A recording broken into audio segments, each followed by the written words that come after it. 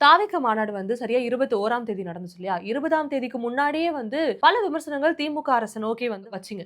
என்னன்னா, ஆளும் கட்சியான திமுக வந்து எங்களுக்கு அழுத்தம் குடுக்குறாங்க. பிரச்சனை குடுக்குறாங்க அப்படின்னு சொன்னீங்க. நிஜமாவே திமுக மாநாடு நடந்த அன்னைக்கு என்னென்ன மாதிரியான பிரச்சனைகளும், சூழ்நிலைகளும் ஏற்பட்டது? நீங்க அந்த மாநாடு நடைபெறக்கூடிய நாள் நெருங்கும்பொழுதே என்ன பண்ணிட்டாங்கன்னா, அது ஒரு பெரிய ஹைவே அது. ஆக்சுவலா அந்த ஹைவே வந்து பார்த்தீங்கன்னா, சாலை பணிகளுக்காக வந்து அது வந்து மூடப்பட்டுச்சு. ஒரு குறுகிய பாதை தான் வந்து குடுக்கப்பட்டுச்சு. அந்த குறுகிய பாதையில வந்து 4 வண்டி போனாலே டிராஃபிக் ஆகும். அப்போ ஒரு மாநாட்டிற்கு அத்தனை வண்டிகள் வரும்போது என்ன ஆகும்னு யோசிச்சு பாருங்க. ஸோ இது போன்றது.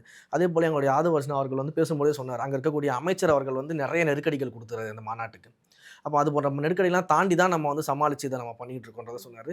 இது இந்த மாநாட்டுக்குன்னு மட்டும் கிடையாது. நீங்க மதுரை மாநாடுன்னு எடுத்துக்க தேவையில்ல. இல்ல விக்கிரவாண்டி மாநாடுன்னு இல்ல. நாங்க இன்டர்னலா வந்து ஒரு கட்சியினுடைய விழா நடத்துறோம்.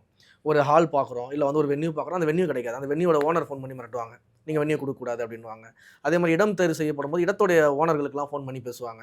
நீங்க இடம் குடுக்கக்கூடாது. நாளைக்கு ஏதாவது ஒண்ணு நடந்துச்சுன்னா, அதுக்கு நீங்க தான் பொறுப்பேத்துக்கணும். அப்டின்னு சொல்லி அந்த ஓனர்கள மிரட்டுவாங்க. இப்படி பல இடங்கள்ல நம்ம இந்த பிரச்சனைய தொடர்ந்து பார்த்துட்டு வரோம். இஃப்தார் நோன்பு திறப்பு விழா நடக்கும்போது அப்படிதான் பிரச்சனையாச்சு.